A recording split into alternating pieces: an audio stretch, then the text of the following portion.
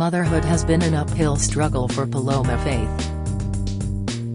She waited 10 years to have a child and then suffered such severe depression after her first daughter was born that for 22 hours she was in the grip of a terrifying postpartum psychosis.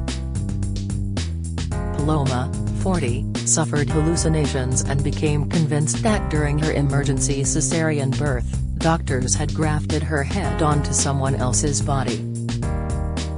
So when she and partner Lyman Lessine had their second daughter earlier this year, she was doubly determined to look after her mental health.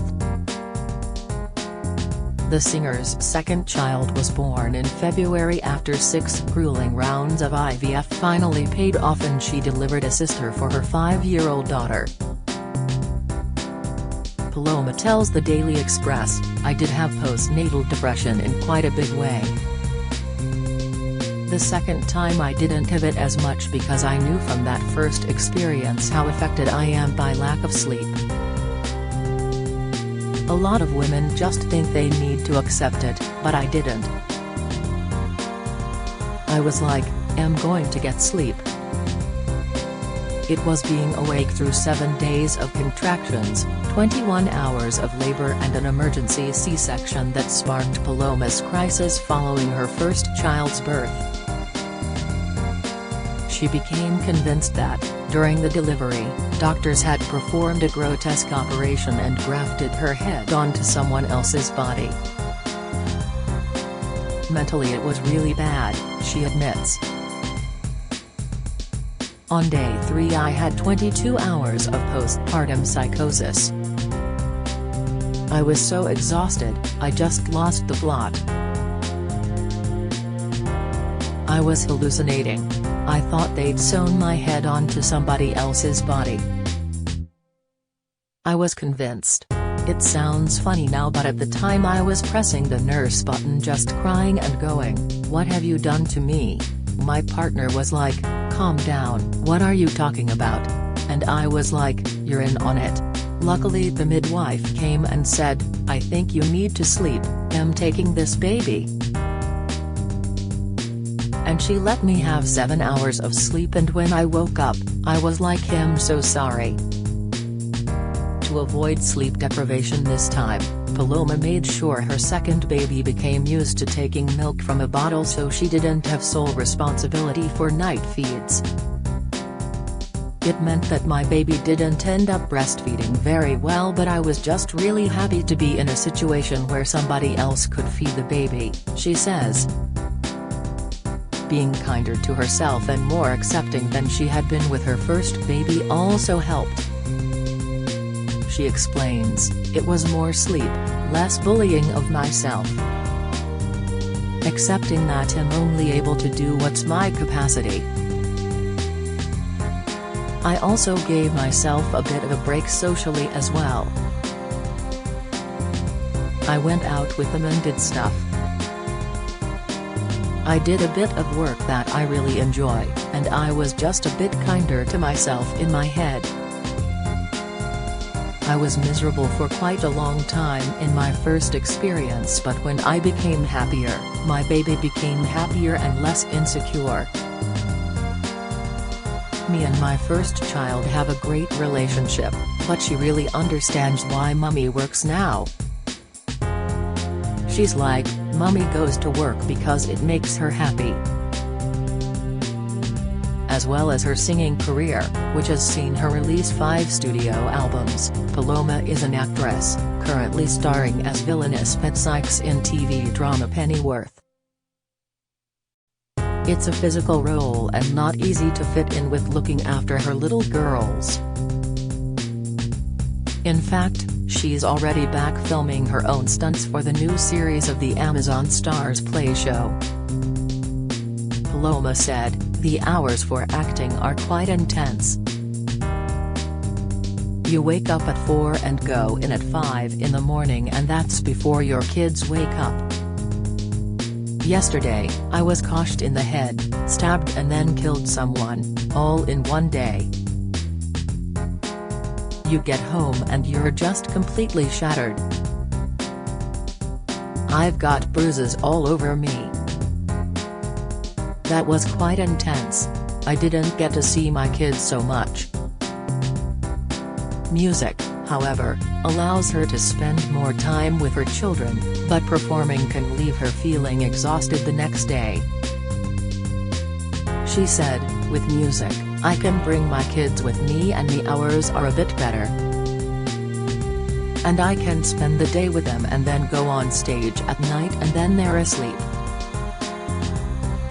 Having finally found good childcare has also given Paloma the freedom to go to work to support her family. With her first child she struggled to find childcare that she trusted. She says, "It was terrible. Now I've got an amazing one, nanny. It changed my life and what I'm capable of doing. Just going to work and not feeling worried is amazing." But employing a nanny is beyond the budget of many working mothers, and Paloma would like to see affordable childcare for all. Childcare should be subsidized, she says. Then women will be more likely to be able to remain in employment and keep their careers. The government should contribute. She believes many employers fail to appreciate the skills mothers bring to the workplace. People overlook these strengths in business, she says. They think, this mom was going to leave early. She will leave early but she'll have done double the amount of work of any other employee before she does leave. You might not do as many hours, but what you do within the hours is always more. I know it is with me. I want to buy myself time so I can be with my kids, or be alone. When she had her first daughter, Paloma admits she kept everything bottled up, even refusing to reveal whether she had given birth to a boy or a girl, leading to speculation she practiced gender-neutral parenting. Now, she says, she has come to realize that talking honestly about pregnancy and childbirth can not only help others, it actually helps women come to terms with what can be a traumatic experience. In fact, she has joined forces with parent and baby product brand Frida to help mothers talk about the true realities of giving birth. Research shows that a third of mothers were unprepared, while 78% were shocked by what their bodies went through after childbirth. Paloma expected to sail through her first birth and planned to get through it with hypnobirthing. But it didn't quite pan out that way. I felt my body was strong and fit and healthy and naturally, so that I'd find it really easy to give birth, she says. But my body had other ideas. Hypnobirthing did all for me. I had the worst of both worlds because I had 21 hours of labor and then an emergency cesarean. I didn't stand up vertically straight for 3 months. What is happening where you live? Find out by adding your postcode or visit in your area. At first Paloma was fiercely private about her ordeal. Then she discovered that talking about it helped. I was very protective about everything, she admits. Then when I slowly started to talk about things it made me feel better. So really it's as much for me as it is for other people.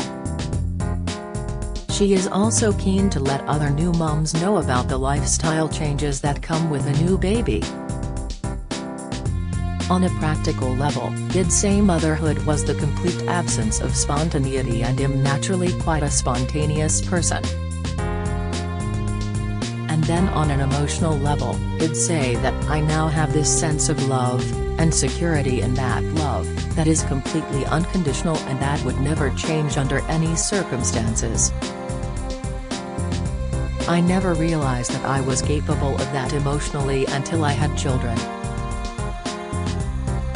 Her other advice for new mothers is to learn to love your post-pregnancy body. Get used to it, she laughs.